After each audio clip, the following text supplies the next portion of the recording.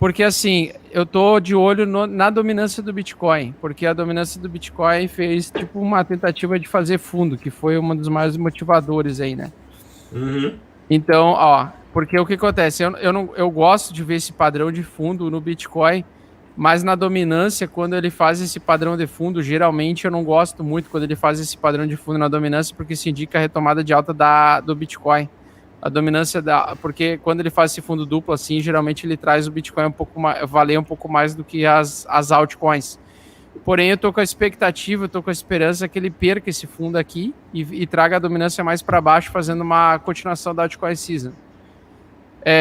Só que eu acho assim, o meu principal indicador é o Bitcoin, né? Então o Bitcoin, por exemplo, o que eu vejo para o gráfico do Bitcoin, eu vejo que ele vai retomar a tendência de alta aqui no curtíssimo prazo, ele vai entrar dentro desse triângulo de novo, né? Vai ficar lateralizado ainda por mais uns dias aí, na minha opinião. Mas o que eu vejo é isso aqui, ó, Caio da Massa. É essa LTB aqui, ó, que ela vai demorar para ser retestada. E aí, geralmente, o preço ele não volta, tipo, rapidão, assim, ó. Tipo, ele não vem assim, sabe? É difícil ele fazer isso. Mas se fizesse, hein? Hein?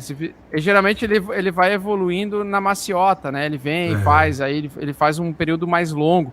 Eu acho que nós vamos ser que nem aquela acumulação de 2013, no meio do ciclo, que levou 4 meses para ele bater de um topo, fazer aquele grande fundo de correção de 80% e depois bater outro topo. Eu acho que nós vamos ter uns 2, 3 meses ainda de lateralização e mercado arrastado. Esse mercado arrastado que tá agora, sabe? É bonito, né, velho? Porque aí é onde separa o joio do trigo, né, velho? É mais ou menos por aí. O que tá acontecendo agora? Por que tá dando essa lateralização? Por causa dessa acumulação institucional. Eu estava olhando os dados da Glassnode e os mineradores estão segurando os bitcoins e os institucionais que compraram abaixo também estão estocando mais bitcoins. Estão comprando, velho. Só que o Bitcoin volta a subir quando os institucionais começam a vender os seus bitcoins e quando os mineradores começam a vender, porque eles tornam o mercado mais líquido. Eles distribuem mais oferta para a demanda continuar sendo crescente. Então, agora, no momento de acumulação, pelo que eu estou vendo, essa onda de acumulação institucional está aumentando. Isso não quer dizer que o preço vai se refletir em alta necessariamente, mas eles estão acumulando. E quando eles apontar para baixo lá na Glassnode, vai ser a hora da retomada de alta. Então, quando os mineradores começarem a vender os seus bitcoins que eles estão minerando, vai começar a voltar a ter alta novamente. Eles vão tornar o mercado líquido de novo. Porque vocês podem ver, não tem volatilidade, não tem volume, o mercado sobe e cai sem volume. Ele não cai nem com força, nem sobe com força. Ele simplesmente está preso dentro daquele range ali, apesar lateral. de ter caído muito, né, assim, percentualmente, ele não cai com aquele, como se fosse naquele dia do dia 12, né, que nem naquele dia Isso. foi muito onda, né, velho? Eu gostaria muito de ver ele cair até os 10 ainda, ter mais uma pernadinha de baixo. É um sonho, né, velho? É um sonho, mas é assim, isso é porque eu tô vendo a acumulação e geralmente depois de uma acumulação, o que o preço gosta de fazer, né? E por que eu não gostaria de ver ele voltar a subir logo agora? Porque geralmente depois de uma acumulação no Bitcoin, historicamente falando, quando ele tem essa acumulação lateral, né? Essa acumulação lateral que ele faz. Geralmente o preço ele faz isso aqui, ó. Ele vai para um lado e depois ele vai para o outro. Eu não gosto disso.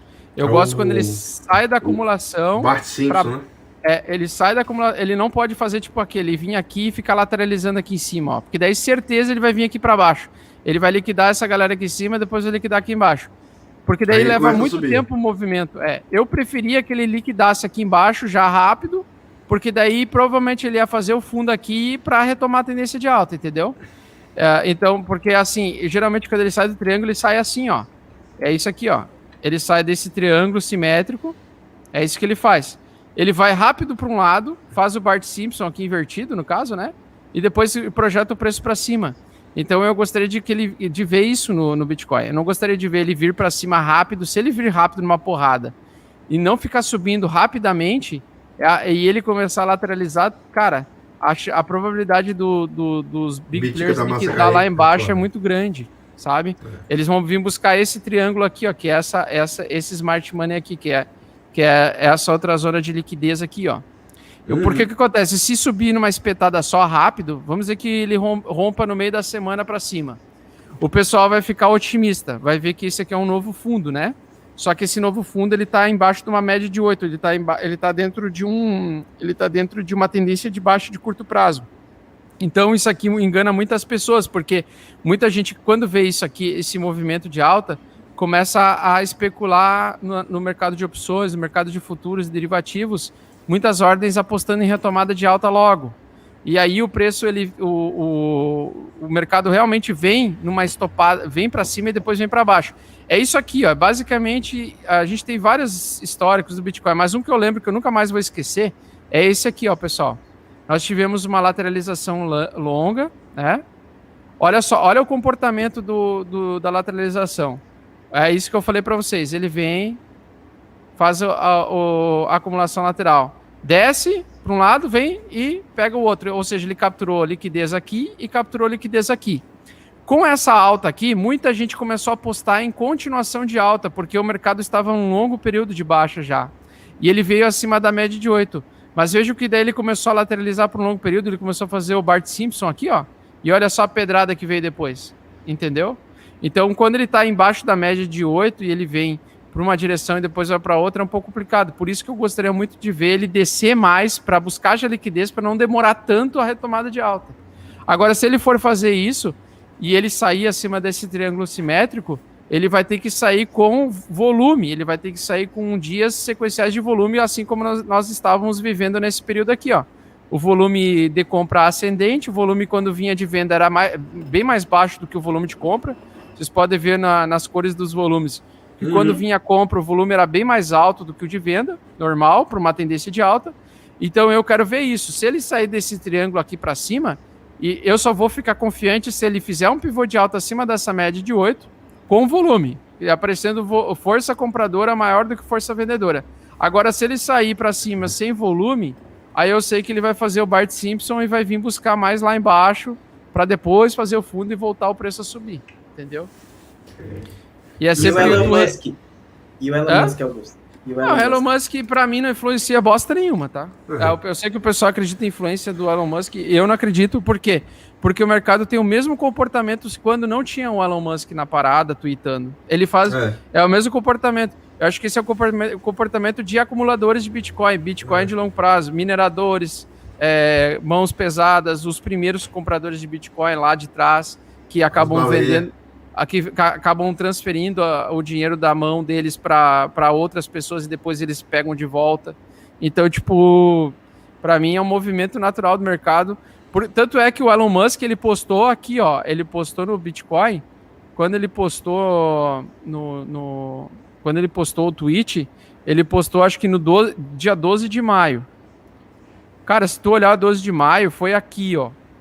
Acho que, não, 13 de maio, foi aqui, ó. Foi 13 de maio o post que foi essa barra aqui, ó.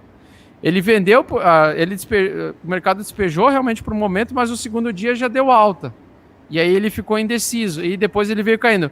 Mas se você rejeitar isso aqui, ó, até o tweet dele, o preço já tinha perdido a média de 8 semanal com grande força, cara. Ele já estava perdendo a média de 8 semanal, retestando ela e perdendo com força. Aqui não tinha o tweet do Elon. O tweet do Elon apareceu nesse dia que tá na linha pontilhada aqui. Ele já estava entrando em tendência de baixo, entende? E tu, Atila, o que é que tu acha aí do Elon Musk aí? O que foi que tu achou? Cara, eu acho que é um fanfarrão, velho. Eu respeitava bastante o cara. É sério, eu respeitava. Tipo, essa parada de futurista aí, de carros autônomos, viagem pro espaço.